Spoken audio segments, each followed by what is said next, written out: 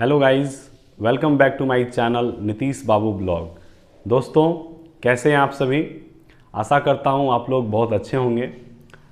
दोस्तों, आज मुझे नेहरू युवा केंद्र के द्वारा बुलाया गया है और बुलाया इसलिए गया है क्योंकि नेहरू युवा केंद्र के द्वारा साहिबगंज के द्वारा यहाँ पर जो कि है युवा उत्सव मनाया जा रहा है।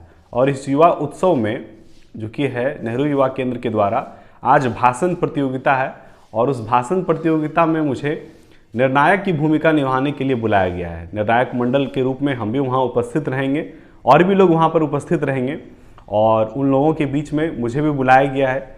और इसलिए 11 बजे से कार्यक्रम स्टार्ट है और हम जो कि है तैयार हो गए हैं। अभी जो कि है 9:30 बज रहा है और टाइम हो चुका है 9:30-10 बजे के आसपास, 10:30 बजे तक में वहाँ पहुँचना है। 11 बजे से कार्यक्रम स्टार्ट है।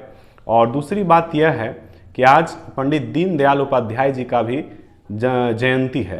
तो हम लोग पहले वहाँ पर पहले दीनदयाल उपाध्याय जी का जयंती मनाने के बाद हम सभी कार्यक्रम की शुरुआत करेंगे और देखेंगे कि किसमें कितनी प्रतिभा है, जो लोग अपने वक्तव्य के द्वारा लोगों को एक अच्छा जो कि है दिशा निर्देश दे सकते हैं या नहीं। इन सब चीज़ों का वहाँ पर जो कि है निर्णय किया जाएगा। तो आप लोग बने रहिए मेरे ब्लॉग पर और देखते रहिए नीतीश बाबू ब्लॉग को, और हम आगे भी आप लोगों को दिखाएंगे कि किस प्रकार जो कि वहाँ कार्यक्रम हो रहा है।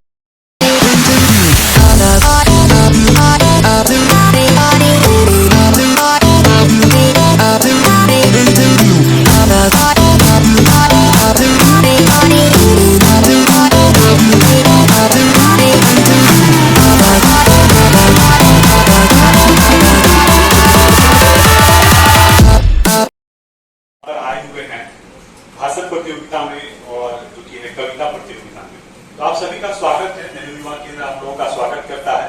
दूसरी बात यह है कि आज 25 सितंबर है और आज पंडित दीनदयाल उपाध्याय जी का जो कि जयंती है। तो हम लोगों के लिए बहुत सौभाग्य की बात है कि हम लोग इस कार्यक्रम में आए। आज रविवार का दिन भी है, हम लोग इस कार्यक्रम में आए और पंडित दीनदयाल उपाध्याय जी को की जयंती में हम लोग उपस्थित हैं। तो आज सबसे पहले हम लोग जानेंगे कि पंडित दीनदयाल उपाध्याय जो है उनका जो कि है विचार क्या था। उनका विचार यही था राष्ट्र में, मतलब तो उनका विचार जो मुख्य विचार उनका था, उनका मुख्य विचार क्या था कि हम लोग संगठित होकर के रहें। ठीक है, हम लोग यदि पंडित दीनदयाल उपाध्याय जी को यदि हम लोग पढ़ते हैं, यदि उनके विषय में जानने की कोशिश करते हैं, तो हम लोग देखेंगे कि पंडित दीनदयाल उपाध्याय राष्ट्रीय स्वयंसेवक संघ के भी सदस्य थे। तो उन्होंने संघ में जाकर के यही सीखा था कि हम लोगों को संगठित होना है। यदि हम लोग अभी का समय क्या है कि अभी हम लोग जो जीवन जी रहे हैं, सब जो कि अकेले जीवन जी रहे हैं। सब लोग समाज से हट करके है, राष्ट्र से हट करके है, कोई भी अपना भूमिका निभाना नहीं चाहता है।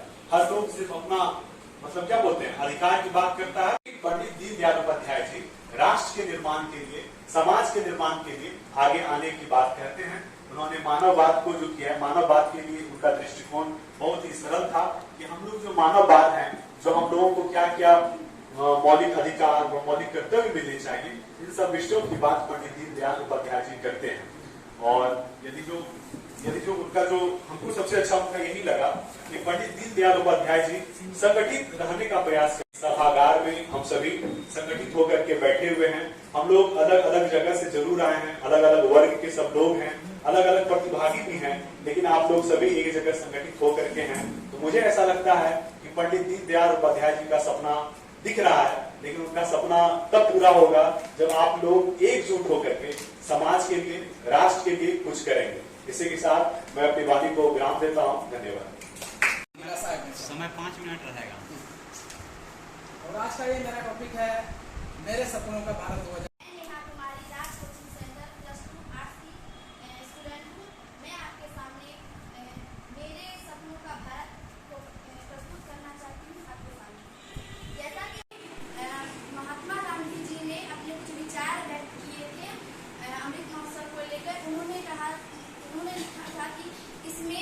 आजादी को लेकर बहुत सारे क्रांतिकारी लोग और अन्य महापुरुष ने बहुत ही कठिन परिश्रम किया था और आजादी अंग्रेजों से हमारा इंडिया आजाद करवाया था।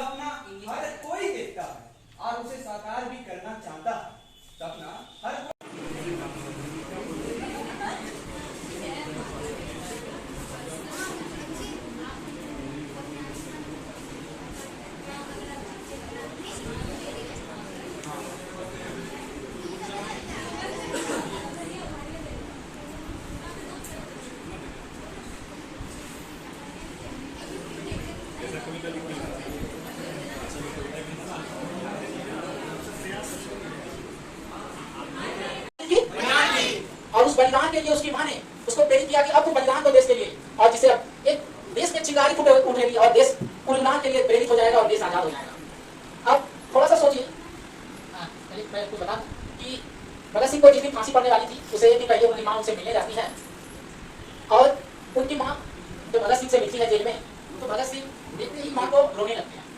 जोहर और इस शुभ उपलक्ष्य की हार्दिक शुभकामनाएं। मेरा नाम समीक्षा प्रमाणिक है और मैं +2 आदर्श कन्या ग्रेड हाई स्कूल पोखरिया की 10वीं कक्षा की छात्रा हूँ। मैं आज बहुत गौरवान्वित महसूस कर रही हूँ कि मुझे मेरे सपनों का भारत 2047 में कुछ कहने का अवसर प्राप्त हुआ है। ये मेरे लिए बहुत गर्व की बात है। जैसा कि आप सभी जानते हैं कि हमारे देश को मुझे जिस विषय पर अपनी बात रखनी होगा मेरे सपनों का भारत 2047 का भारत, तो 2047 में हमारा भारत कैसा होगा इसका पता हम अभी के भारत से लगा सकते हैं और इस आज की भारत की सारी समस्याओं की तुलना 2047 के भारत से कर सकते हैं, जिससे हमें पता चल जाएगा कि हमारा सपनों का भारत कैसा रहेगा। तो अभी हम भारत की स्थिति देखें तो भारत के जीडीपी दर को देख लेते हैं। भारत की जीडीपी की दर अभी 5.98% है, जो कि विश्व में 5वां स्थान है। अभी भारत से ऊपर अमेरिका, चीन, जापान और जर्मनी में है। हम 2047 में इसकी कल्पना इस प्रकार कर सकते हैं कि 2047 तक भारत और विकसित होगा और जीडीपी दर भी बढ़ेगा, जिससे भारत हो सकता है पहले या दूसरे पायदान में आ सके। यदि हम भारत की कुछ छोटी बड़ी समस्याओं को ही ले लेते हैं या कुछ गंभीर समस्याओं को, तो उससे हम अपने भारत के भविष्य की कल्पना कर सकते हैं, जिससे 2047 का पता चल सकता है। जैसे हम भारत में बेरोजगारी की समस्या को लेते हैं, तो भारत में अभी बेरोजगारी की समस्या इतनी ज्यादा है कि अभय कुमार पांडे, तालियों के साथ स्वागत कीजिए आप लोग अभय कुमार पांडे जी का।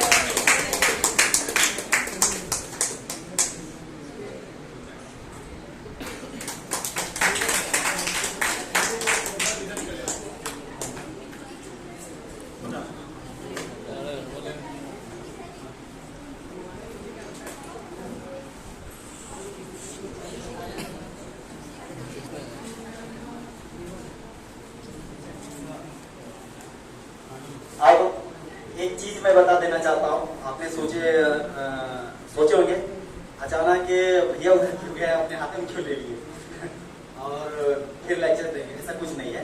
मैं छोटी सी समझ लूंगा। जो ये 5 लोग भाषण में परफॉर्मेंस किए हैं, जो भी अपने स्थान जो बनाए हैं, ये अपनी तैयारी मजबूत रखें जिला लेवल के लिए। 3 लोग तो पक्का है और तीसरे चौथे 5वें वाले भी अपनी तैयारी रखेंगे।